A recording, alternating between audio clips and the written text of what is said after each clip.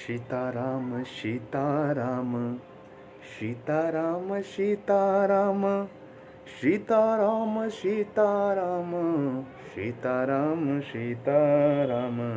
सीताराम सीताराम सीताराम सीताराम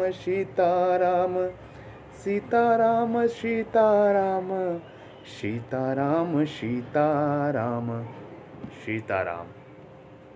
आप सभी के हृदय रूपी मंदिर में विराजमान परम पिता परमेश्वर परब्रह्म ईश्वर को मैं प्रेम सहित प्रणाम करता हूँ। मेरा प्रणाम स्वीकार करें।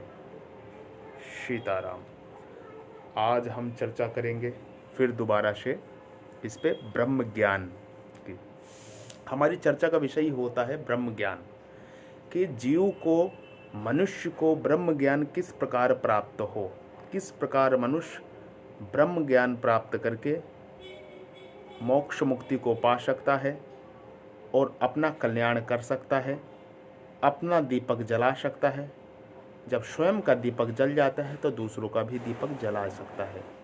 स्वयं की बत्ती बुझी है तो दूसरों की बत्ती क्या जलाएगा। हमारी चर्चा का विषय होता है मूल ज्ञान, ब्रह्म ज्ञान, आत्मसात, आत्म साक्षात। आप सभी का, जो भी दर्शक लाइव में जुड़े हुए हैं, मैं आप सभी को हृदय से प्रणाम करता हूं। आपके भीतर विराजमान परम पिता परमेश्वर, सर्वेश्वर, ईश्वर, परमात्मा, भगवान, परब्रह्म को मैं प्रणाम करता हूं प्रेम सहित। मेरा प्रणाम स्वीकार करें। मन, मैं आज चर्चा करूंगा मन के विषय में, कि मन द्वारा कैसे हम ब्रह्म ज्ञान को प्राप्त कर सकते हैं। कौन सी विधि है जो मन की हम करें और 24 घंटे हम उस ध्यान में उपस्थित हों, उस मन के द्वारा।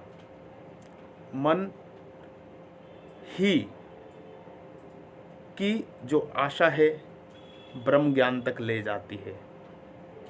मन की ही आशा ब्रह्म ज्ञान तक ले जाती है।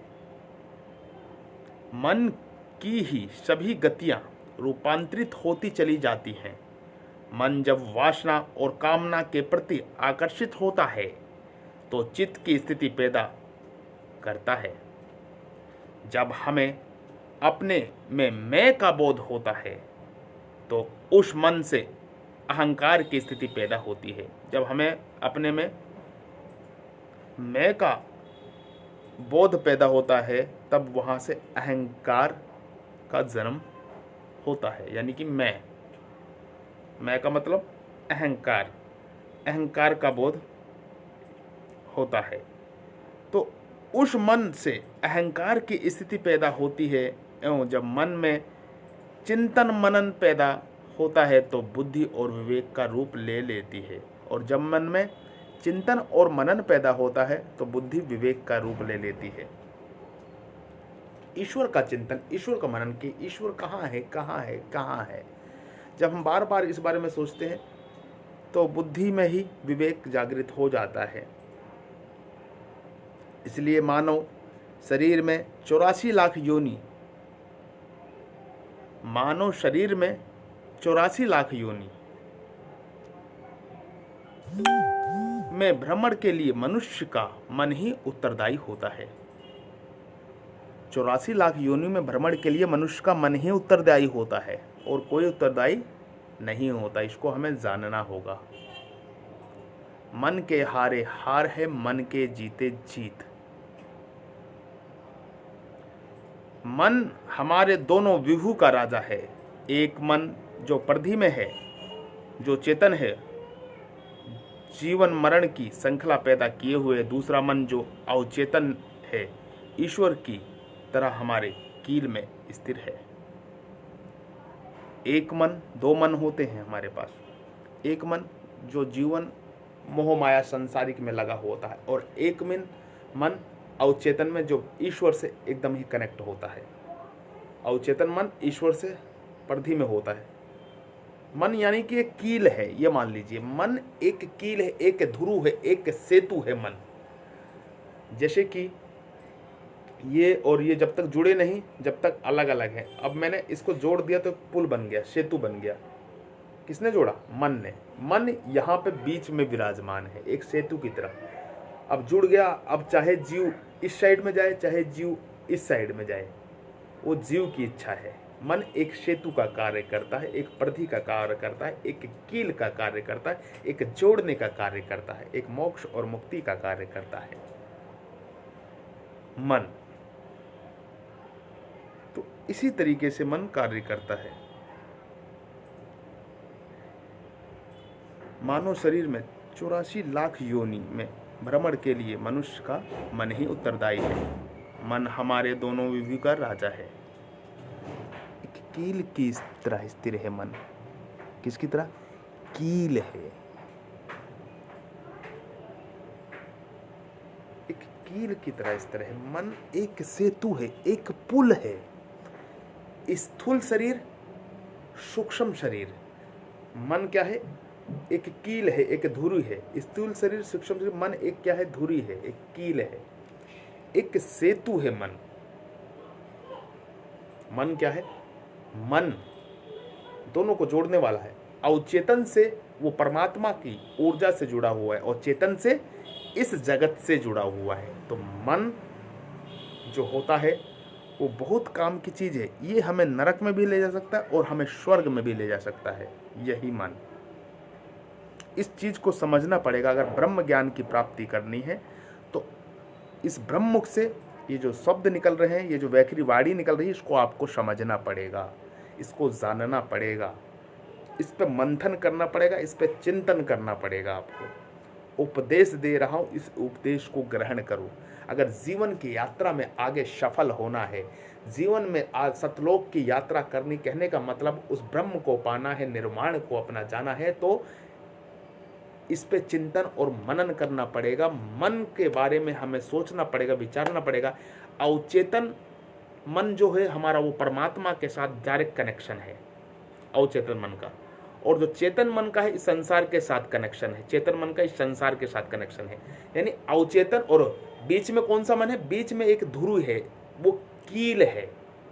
दोनों आपस में जब जुड़ जाते हैं तो हम स्थूल से भी सूक्ष्म में हम परमात्मा को अवचेतन में भी कनेक्ट कर सकते हैं। तो इस चीज को जानना पड़ेगा। मेरा जो विषय होता है बंधुओं, मेरे प्यारों, वो सब ब्रह्म ज्ञान पे ही होता है। मेरा विषय होता है वो ब्रह्म ज्ञान पे होता है। ब्रह्म ज्ञान किस प्रकार जीव को प्राप्त हो, किस प्रकार जीव इन 84 लाख योनियों से निकल जाए, जलचर, नभचर, थलचर योनियों से निकल जाए। अन्यथा ये मनुष्य शरीर जो हमें प्राप्त है, ये जो मनुष्य शरीर हमें प्राप्त है, इस शरीर को खोने के बाद क्या होगा? इस शरीर को खोने के बाद अधोगमन जाएगी ऊर्जा, बहुत ही कष्ट देना पड़ेगा। ये मनुष्य शरीर एक सेतु है, बहुत कीमती है, एक यंत्र बहुत कीमती है। इस यंत्र का उपयोग करके, इस मनुष्य शरीर रूपी नाव का उपयोग करके हम आगे की यात्रा हम सफल कर सकते हैं। यात्रा मतलब आगे हम जा सकते हैं, उस दूरी पे उसको हम सफल कर सकते हैं, उस पे हम कामयाब हो सकते हैं इसी मनुष्य शरीर से। तो इसलिए इस शरीर का महत्व हमें समझना पड़ेगा। ये एक बहुत ही कीमती, इस ब्रह्मांड में सबसे कीमती यंत्र ये मनुष्य शरीर है, जिसके लिए देवता भी तरसते हैं, दानव भी तरसते हैं, और जितनी योनियां हैं सभी तरसते हैं। क्योंकि ये मनुष्य शरीर जो हम जहां मनुष्य शरीर बैठे, ये हम एक धुरी पे बैठे हैं। इस यंत्र से कुछ भी पा सकते हैं, इस शरीर रूपी यंत्र से हम कुछ भी पा सकते हैं। इस ब्रह्मांड में कोई ऐसी चीज नहीं है जिसको हम पा नहीं सकते। बस थोड़ी सी साधना, थोड़ी सी मेहनत, थोड़ी सी उसका चिंतन और मनन करना पड़ेगा, थोड़ा सा हमें जागना पड़ेगा। आज 99% दुनिया, 99% दुनिया सो रही है। आपको लग रहा है कि जाग रही है, आपस में बात करें, चल फिर रहे हैं। ये मुर्दे की तरह हैं। आंखें होते हुए भी अंधे हैं, कान होते हुए भी बहरे हैं, पांव होते हुए भी लंगड़े हैं। जाग नहीं रहे हैं, ये मुर्दे की तरह सो रहे, मुर्दे की तरह ही कार्य कर रहे हैं, मुर्दे की तरह ही जीवन यापन कर रहे हैं, मुर्दे की तरह ही कार्य किया जा रहा है, मुर्दे की तरह कार्य हो रहा है। या जाग जाओ या मृत्यु को प्राप्त हो जाओ। अगर अमरता होना है, मृत्यु को प्राप्त नहीं होना है, तो आपको जागना होगा, सजग होना पड़ेगा। इस हृदय में प्रेम, करुणा, दान का रूपांतरण करना होगा। अपनी कुंडलानी शक्ति जागृत करके ऊर्जा को शिव नेत्र से लाके आगे विसर्जन करना होगा। ये करना होगा, ये जरूरी है। यही ब्रह्म ज्ञान है, यही आत्मशास्त्र का उपदेश है, यही आत्मशास्त्र का उपदेश है। इस समागम को, इस सत्संग को अगर आप ध्यान पूर्वक सुनते हैं तो ये मेरी बैखरी जो वाणी है, ये मध्यमा और पसंती वाणी होकर आपके हृदय रूपी मंदिर में डायरेक्ट उतर जाएगी। हृदय रूपी मंदिर में डायरेक्ट उतर जाएगी, आपके अवचेतन मन में डायरेक्ट उतर जाएगी। बस थोड़ा सा चिंतन, थोड़ा सा मनन करें आप। ब्रह्म ज्ञान ही पाना जीव का मुख्य उद्देश्य है, मुख्य लक्ष्य है। और सारे लक्ष्य, सारे उद्देश्य सब झूठे हैं, सब नकली हैं। ब्रह्म ज्ञान एक सत्य है, आत्मशास्त्र एक सत्य। अपने स्वरूप का दर्शन कर, अपने स्वयं के स्वरूप का दर्शन करना परमात्मा की प्राप्ति है। इसी प्रकार परमात्मा पाया जाता है, इसी प्रकार परमात्मा में विलीन हुआ जाता है, इसी प्रकार परमात्मा को आत्मसाक्षात्कार किया जाता है। तो वही बता रहा हूं मैं। जो दूसरा मन जो अवचेतन है, ईश्वर की तरह हमारे कील में स्थिर है, जो विश्व ब्रह्मांड के कंपन क्षेत्र को नियंत्रण किए हुए है, परिधि का मन हमेशा हमारी वासनाओं का मन है। परिधि का मन हमेशा हमारी वासनाओं का मन है, जो मृत्यु के बाद भी हमारी अतृप्त वासनाओं को दूसरे के स्थूल शरीर का आश्रय लेकर तृप्त करने का प्रयास करती रहती है।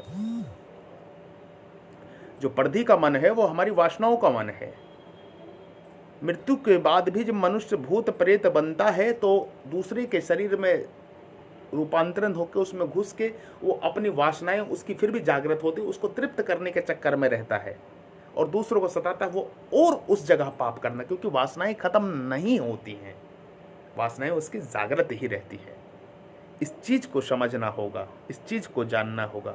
मानव जीवन निर्वाण के लिए प्राप्त है, ब्रह्म ज्ञान के लिए प्राप्त है, और जितना भी कार्य आप कर रहे हैं सब व्यर्थ है, सब व्यर्थ है, सब व्यर्थ है। जब तक आप इस जीवन से मोक्ष और मुक्ति नहीं पा लेते, आत्मसाक्षात्कार नहीं पा लेते, जब तक सब व्यर्थ है, कोई भी काम नहीं आएगा। मृत्यु के आखिरी पल, 1 मिनट में सब आपके जीवन के जितने जन्म लिए हैं सारी यथा कथा आपके सामने होगी। क्या करेंगे आप?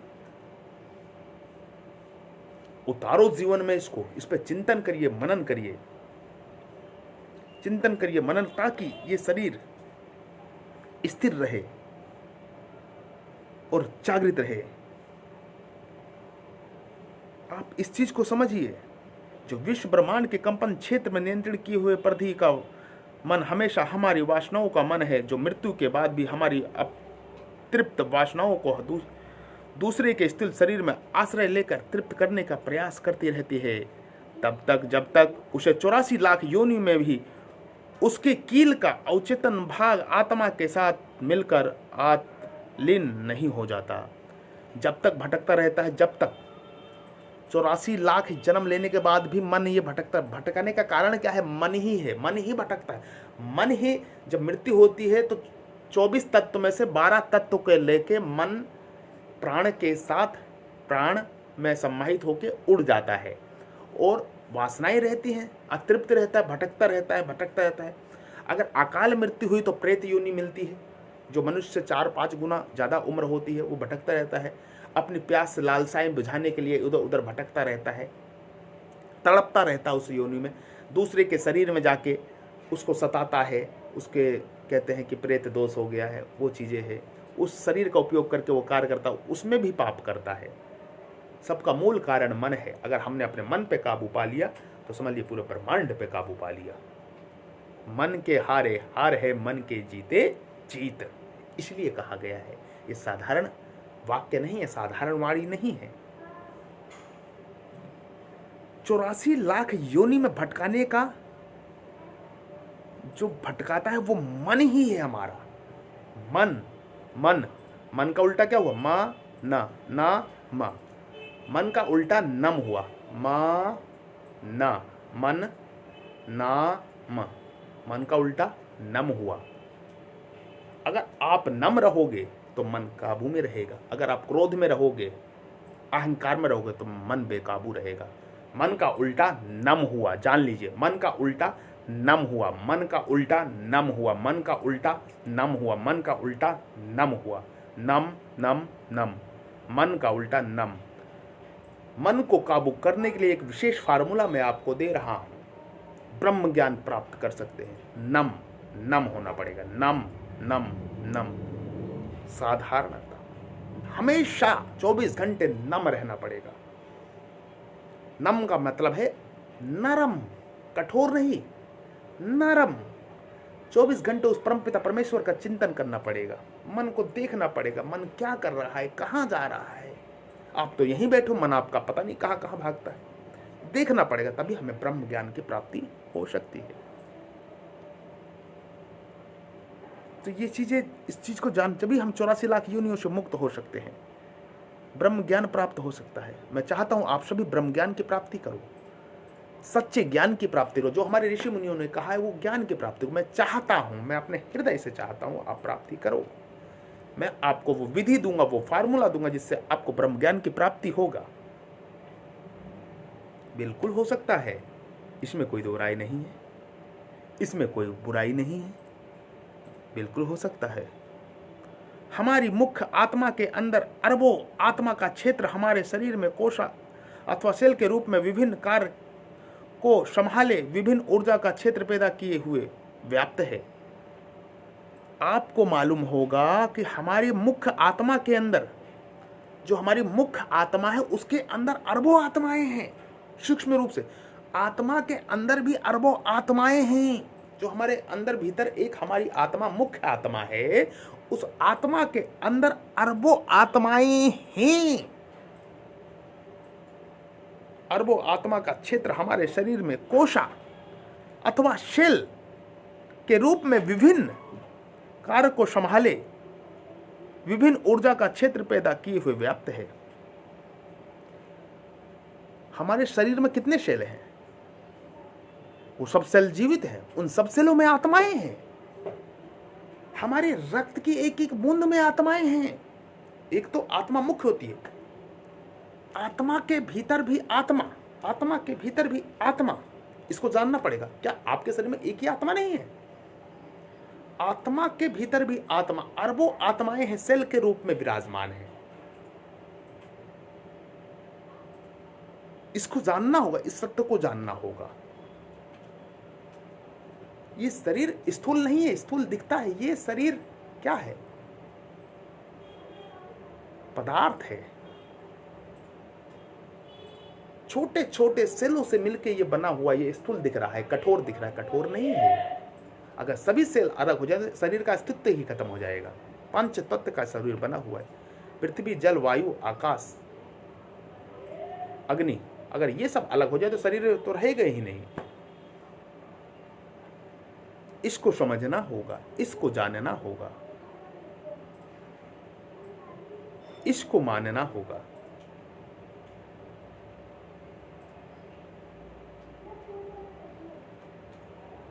इस चीज को जानना होगा, इस चीज को समझना होगा, तभी हम ब्रह्म ज्ञान प्राप्त कर सकते हो। आप लोग जब भी ब्रह्म ज्ञान प्राप्त करो, जब भी आप लोग सही दिशा में जा सकते हो। अन्यथा भटकते रहो, घूमते रहो, मोक्ष मुक्ति की राह में चलते रहो, कुछ नहीं प्राप्ति होगा। मेरा मूल विषय होता है मैं आपको ब्रह्म रूप अपने वैखरी वाणी से ब्रह्म ज्ञान की प्राप्ति कराऊं। मेरा मूल उद्देश्य ही यही है कि आप सब मोक्ष और मुक्ति को प्राप्त करें, जीवन सफल करें।